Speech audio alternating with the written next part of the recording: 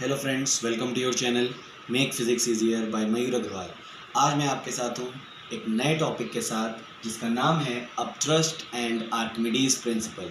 I would like to request those students who are not watching my channel yet, then please watch, like and leave your comment in comment box if you will face any problem. Without any delay, let's start today's video. So we are going to talk about a basic property, but a very important property of fluids. This property, which I have written on the board, upthrust. This property is given by fluids. Fluids means anything which can flow, and we know very well among three states of matter: solid, liquid, and gas. Which state can flow? Liquid and gas. So basically, upthrust is a property of fluids, liquids, and gas. होता क्या है बेटा? If we consider a beaker is full of water, एक beaker में water fill है, and you take an object and emerged it inside the liquid. यहाँ पर हमने एक लिक्विड लिया हुआ है, हम इस ऑब्जेक्ट को लिक्विड के अंदर इमर्ज कर रहे हैं, डुबा रहे हैं।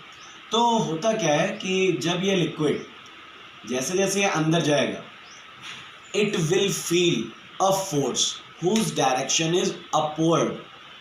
वैसे तो फोर्स ऑफ जो हमारा ऑब्जेक्ट का फोर्स है, ऑब्जेक्ट का फोर्स का मतलब इट्स वेट, वो हमेशा डाउनवर्ड्स एक्ट कर रहा होगा। लेकिन जब कोई ऑब्जेक्ट किसी लिक्विड में रखा जाता है, इमर्ज किया जाता है, तो वो लिक्विड उस ऑब्जेक्ट के ऊपर अपवर्ड डायरेक्शन में एक फोर्स लगाता है। जैसे आप लोगों ने थ्रस्ट पढ़ा था। What is thrust?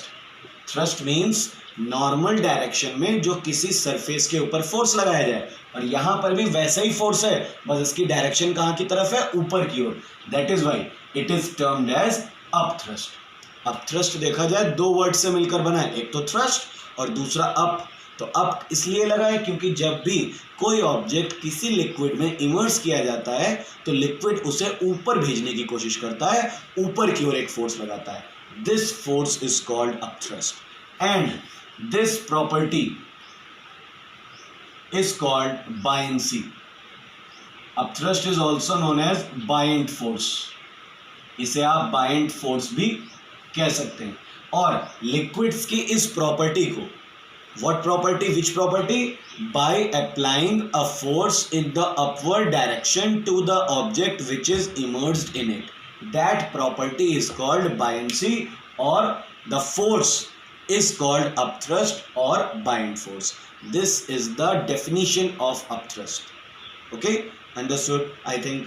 Now we are going to explain you some experiment, some very small experiment which will make your concept clear, जो आपका concept और clear बना देंगे। जैसे आप क्या करिए, आप एक बीकर जिसमें पानी भरा है, एक empty कैन लीजिए जिसमें कुछ भी ना हो, empty कैन, और उसे एयर टाइट स्टॉपर की हेल्प से उसके अंदर की जो भी चेंजेस हैं उनको स्टेशनरी कर दीजिए, मतलब बाहर की एयर और अंदर ना आ सके, ऐसा अरेंजमेंट कर दीजिए।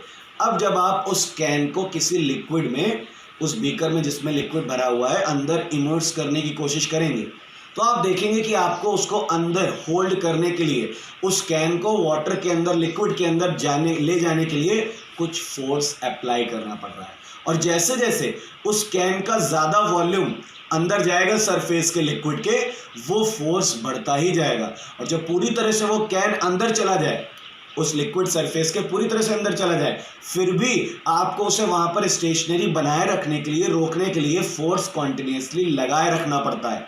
जैसे ही आप अपना हाथ हटाओगे, तुरंत क्या होगा? द कैन विल रिवर्स इस डायरेक्शन। उसको हम लोग नीचे भेज रहे थे, कैन विल रिवर्स इस डायरेक्शन एंड कम्स अपवर्ड। क्यों वो ऊपर की तरफ आई? आप तो उस पर नीचे की ओर फोर्स लगा रहे थे, उसे नीचे रुक जाना चाहिए, because of upthrust.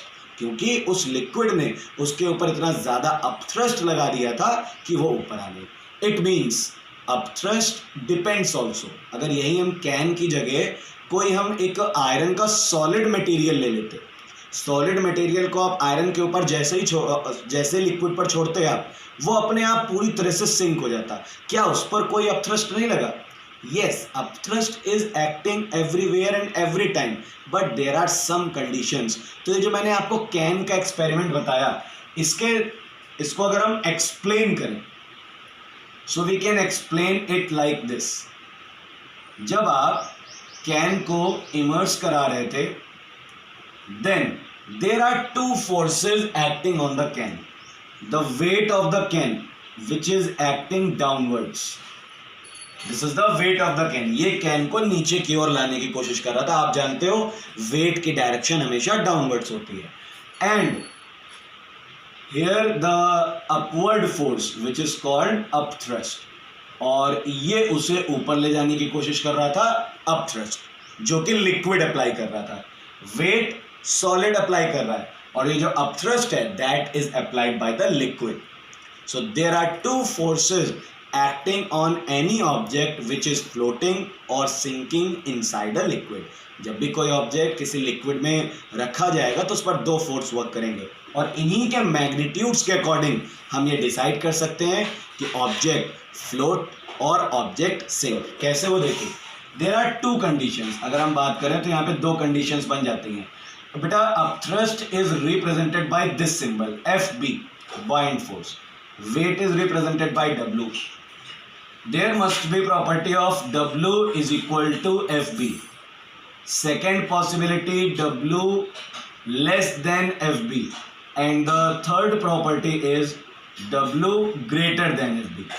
In these two conditions, object can float. ये दो कंडीशन ऐसी हैं जब ऑब्जेक्ट फ्लोट करता है, और ये जो थर्ड कंडीशन है इसमें क्या होता है, ऑब्जेक्ट विल सिंक. ठीक है, अब आप इसको आसानी से समझ सकते हो. जब अपथ्रस्ट की वैल्यू वेट के इक्वल है, मतलब जो डाउनवर्ड फोर्स है और अपवर्ड फोर्स है दोनों आपस में इक्वल हो गए. अब आपने तो फिजिक्स में पढ़ा ही है कि जब दो एक अपवर्ड और एक डाउनवर्ड फोर्स इक्वल हो गए तो ऑब्जेक्ट क्या हो जाएगा, इक्विलिब्रियम में हो जाएगा, स्टेशनरी हो जाएगा, इसीलिए ऑब्जेक्ट फ्लोट करेगा.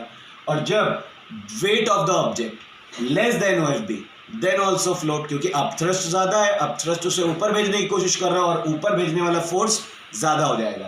तो एक तरह से ये बात हम कह सकते हैं कि फर्स्ट केस में, अगर इस केस की आप बात करो तो इसमें जो वेट, और कौन सा वेट, एपरेंट वेट, हमें जो अपीयर होगा ऑब्जेक्ट का वो जीरो होगा, क्योंकि W और FB दोनों आपस में इक्वल हो गए, तो जो नेट अपवर्ड फोर्स आएगा वो जीरो हो जाएगा. अगर हम सेकेंड कंडीशन की बात करें तो W की वैल्यू FB से कम है, तो इस कंडीशन में जो ऑब्जेक्ट का वेट होगा वो FB माइनस W अपीयर होगा, और इस कंडीशन में भी फ्लोटिंग होगी. और अगर थर्ड कंडीशन की बात करें तो इस बार ऑब्जेक्ट सिंक हो जाएगा, और इस बार जो ऑब्जेक्ट का वेट हमें लगेगा जो अपीयर होगा W minus FB. So these are the cases of floating and sinking. When W is equal to FB or W is less than FB, then the object will float, and W is greater than FB, then the object will sink. So now these are the conditions of floating and sinking. अभी तक हम floating and sinking को density के terms में explain करते थे, but now onwards you will explain floating and sinking on the behalf of upthrust. जब object जिसे सबमर्ज या इमर्स किया जा रहा है लिक्विड में, लिक्विड उसके ऊपर सफिशिएंट अपथ्रस्ट अप्लाई कर देता है, then the object will float. और जब लिक्विड सफिशिएंट अपथ्रस्ट नहीं अप्लाई कर पाता है, उसके वेट को ओवरकम नहीं कर पाता है, then the object will sink. So this is the concept of floating and sinking. Now we are talking about what is the cause of upthrust. अब अगर बात की जाए तो ये अपथ्रस्ट का रीज़न क्या है. There is a reason for all the physical phenomena in physics. Science में हम लोग यही तो सीखते हैं, हर चीज़ का रीज़न के साथ एक्सप्लेनेशन. तो देखिए, अगर मैं आपको समझाऊं, जैसे मैंने आपको कैन का एग्जाम्पल लिया था. ये एक लिक्विड है जो किसी बीकर में फिल्ड है. जब आपने एक कैन को सबमर्ज कराया अंदर, ओके, हम ये कंसीडर करके चलते हैं आपने कैन को पूरी तरह से अंदर सबमर्ज करा दिया है. अब आप देखिए, कैन की जो अपर सरफेस है P and the lower surface of can is Q. जो अपर सरफेस है P वो लिक्विड सरफेस में H1 हाइट पर है, और ये जो लोअर सरफेस है Q that is on the height H2 from the liquid surface. अब आप जानते हो प्रेशर का फॉर्मूला पीपी, पीपी मैंने यहां पर इसलिए लिखा है pressure at surface P, formula क्या होता है h rho g, so H1 rho g, rho density of liquid वो तो एज इट इज रहेगी, एक्सेलरेशन ड्यू टू ग्रेविटी उसकी वैल्यू भी वही रहेगी, P Q pressure on surface Q, H2 rho g. Okay, now because we know that H1 is less than H2, ये जो H1 है ये लेस देन है H2 के, जैसा कि हमें डायग्राम में दिख रहा है, इसका मतलब क्लियर है, हम दोनों तरफ मल्टीप्लाई करा दे रो और जी का, ये कंडीशन बन जाएगी H2 रो जी, और H1 रो जी किसकी वैल्यू है PP की, और H2 रो जी किसकी है PQ की. It means pressure on surface P less than the surface on pressure on surface Q. This is the reason for upthrust. अब इसे समझिए, मैंने आपको जब प्रेशर चैप्टर का वीडियो दिया था उसमें आप एक बात नोटिस करेंगे, when there is a pressure difference the liquid push a force, the liquid will apply a force, the liquid will push the object. जब भी प्रेशर्स में डिफरेंस होता है तो वहां पर एक नेट फोर्स लगना शुरू हो जाता है. यहां पर आप देख रहे हो जो लिक्विड की जो ऑब्जेक्ट की दोनों सरफेसेस हैं उन पर अलग अलग प्रेशर लग रहा है. जिस प्रेशर डिफरेंस, आप याद रखिएगा कभी भी अपथ्रस्ट का एक्सप्लेनेशन है ये वर्ड अगर आप लगा दोगे आपका आधा एक्सप्लेनेशन तो कंप्लीट हो जाएगा. Pressure difference on the surfaces, जो प्रेशर में डिफरेंस आता है उसकी वजह से ऑब्जेक्ट पर एक नेट फोर्स लगने लगता है, और इसकी डायरेक्शन अपवर्ड ही क्यों होती है, क्योंकि आप देख रहे हो इस सरफेस पर जो फोर्स लगेगा, यहां पर जो फोर्स लगेगा सपोज ये FQ, और यहां पर जो फोर्स लगेगा FP, इसकी डायरेक्शन डाउनवर्ड्स होगी, इसकी डायरेक्शन अपवर्ड होगी. FQ will be greater than FP क्योंकि इसकी हाइट ज्यादा है. एरिया दोनों सरफेसेस का सेम है because the object is uniform, that is why FQ value will be greater than FP. That is the reason behind upthrust. Pressure difference on the lower and upper surfaces of the object. इसीलिए जब कोई surface negligible thickness की होती है जिसका upper face और lower face में कोई ज़्यादा difference नहीं रह जाता, वो तुरंत sink हो जाती है. Like an iron nail. Iron nail की ये जो thickness है वो negligible होती है, that is why it sinks. लेकिन the ship made up of iron will not sink, it floats because of the upthrust concept. So this is the reason for upthrust. Now we are going to derive the formula for upthrust. अब हम लोग upthrust का formula derive करने जा रहे हैं. How can we define upthrust? We have studied upthrust की definition तो हम समझ गए. Now we are going to apply the derivation for upthrust. This is a cylindrical object, okay, and the area of surface over here is A. Area of surface A. This is the surface 1, this is surface 2. So the force applied over here is suppose this is F1 and this is F2. According to the formula for pressure, pressure का formula होता था force upon area, तो अगर यहाँ से force का formula निकालेंगे तो आएगा प्रेशर इनटू एरिया. फोर्स का फॉर्मूला हो गया प्रेशर इनटू एरिया, और प्रेशर का फॉर्मूला क्या था H रो जी. तो एक तरह से देखा जाए फोर्स का फॉर्मूला आ गया H रो जी इंटू ए. अब अगर हम इसे फर्स्ट सरफेस पर अप्लाई करें F1, ये हो जाएगा H1. H1 क्या है, दिस हाइट, सरफेस की जो हमारा ऑब्जेक्ट की सरफेस है अपर सरफेस, इसकी लिक्विड सरफेस है, that is H1. Rho g A that is the value of F1, and F2 इसके लिए फॉर्मूला बन जाएगा H2 रो जी ए. H2 क्या है यहाँ पर, जो हमारी लोअर सरफेस है उसकी डेप्थ, उसकी हाइट.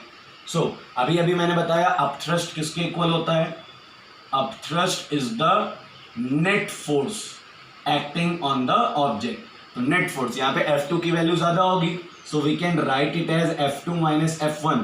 दोनों की वैल्यूज अगर हम प्लेस करें H2 rho g A minus H1 rho g A. Now we can take rho g A as a common, H2 minus H1, and this quantity H2 minus H1, this quantity can be said as volume of the object. इसे आप volume कह सकते हो. याद रखिएगा volume का एक formula आपने प्रीवियस क्लासेस में पढ़ा है, area of cross section multiply by height और लेंथ। तो यही फॉर्मूला यहां पर अप्लाई हो रहा था, area of cross section into height, that is why we place this like that. Okay, so this is the final formula for upthrust. इसको हम लोग लैंग्वेज में क्या लिखेंगे, ऑलवेज रिमेंबर दैट, यहां पर सिंबल्स का यूजुअल मीनिंग तो है लेकिन बच्चे कंफ्यूज रहते हैं। Here is rho, rho means density, density of what, solid और लिक्विड, यहां पर डेंसिटी ऑफ लिक्विड की बात है। So we can write it as density of liquid multiply by this g, acceleration due to gravity, and multiply this v, volume of solid. So this is the complete formula for upthrust, density of liquid multiply acceleration due to gravity multiply volume of liquid। और यहां से एक और फॉर्मूले के equal आ जाएगा ये, जैसा कि आप जानते हो डेंसिटी, डेंसिटी का फॉर्मूला होता है mass, density formula is mass upon volume into acceleration due to gravity into volume. तो यहां से क्या होगा, volume will be cancelled from both the sides, so you can say as mass of the liquid which is displacing by the solid multiply acceleration due to gravity. So this is the another formula for upthrust. अगर आपको उस liquid का मास पता चल जाए तो जो displace किया गया है सॉलिड को इमर्स करने से, वो रख दीजिए वैल्यू और जी रख दीजिए, और मास इंटू ग्रेविटी मतलब m into g, that is called weight, weight of the liquid displaced.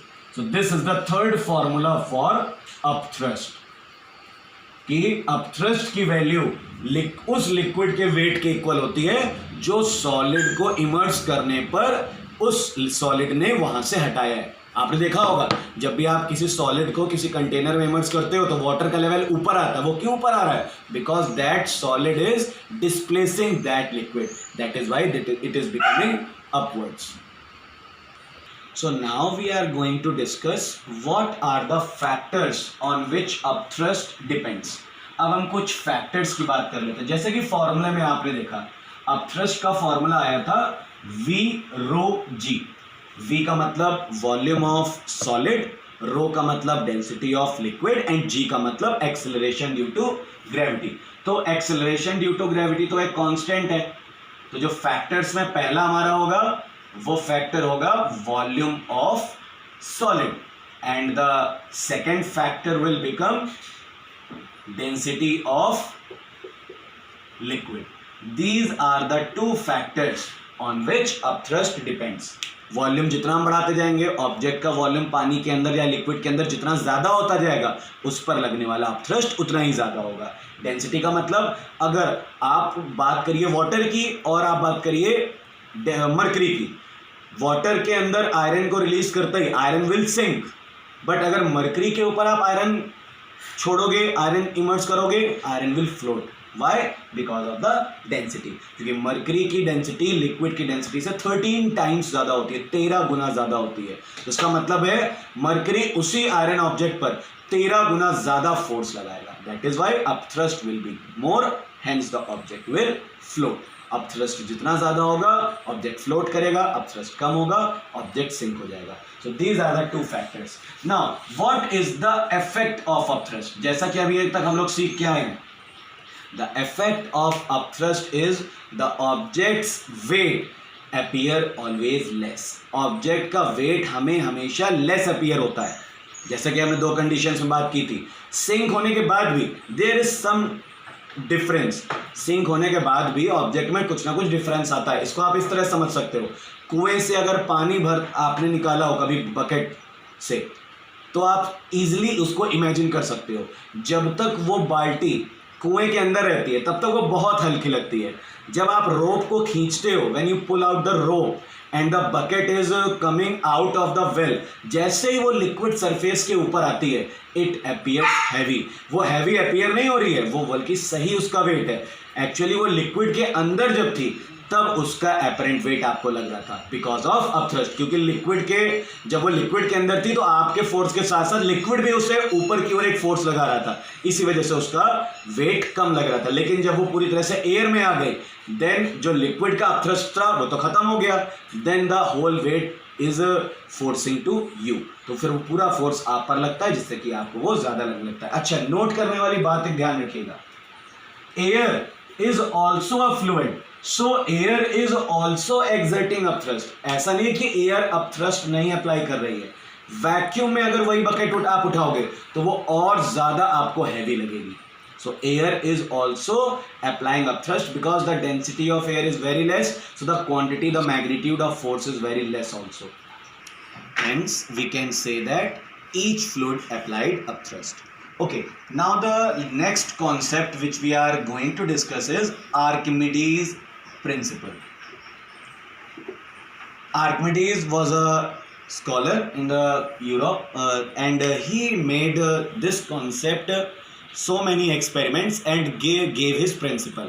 According to Archimedes, when a solid is immersed partially or completely inside a liquid, the upthrust on that solid is always equal to the weight of the liquid displaced by the solid. Archimedes ने ये बताया, जब भी कोई solid किसी liquid के अंदर immerse किया जाए पार्शियली, मतलब आधा इमर्स किया गया और आधा ऊपर है, या कंप्लीटली पूरी तरह से इमर्स किया गया, दोनों ही केसेस में ऑब्जेक्ट पर लगने वाला जो अपथ्रस्ट होता है वो किस क्वांटिटी के इक्वल होता है? That is equal to the weight of the liquid displaced by that solid. वो सॉलिड जितना लिक्विड डिस्प्लेस करेगा उसके वेट के इक्वल होगा। This is Archimedes principle. अगर हम इसको एग्जांपल्स में बात करें तो ये देखिए, अगर यहाँ पे एक यूरेका कैन आप ले लो, eureka can is a particular can जिसमें यहाँ पर एक स्पाउट बना होता है जिससे कि अगर वाटर का लेवल ऊपर आए तो वाटर लेवल यहाँ से निकल जाए। अगर किसी ऑब्जेक्ट को, जो कि ऑब्जेक्ट एयर में ये है, इसे जैसे हम इमर्स करेंगे तो यहाँ से some water will come out from it, यहाँ पे कलेक्ट हो जाएगा। तो इस वाटर का मान लीजिए ये एयर में जो था आपको ये 300 GF का था, तो यहाँ पर आने पर 200 GF का अपीयर हो रहा है, तो ये जो वाटर डिस्प्लेस होगा दैट इज 100 GF और यही तो उसका अपथ्रस्ट था। Then it is appearing of 200 GF। Air में वो 300 GF का है लेकिन लिक्विड के अंदर वो 200 GF का अपीयर हो रहा था। क्यों? क्योंकि उसके ऊपर 100 GF का अपथ्रस्ट लग रहा था। कैसे निकाला ये अपथ्रस्ट?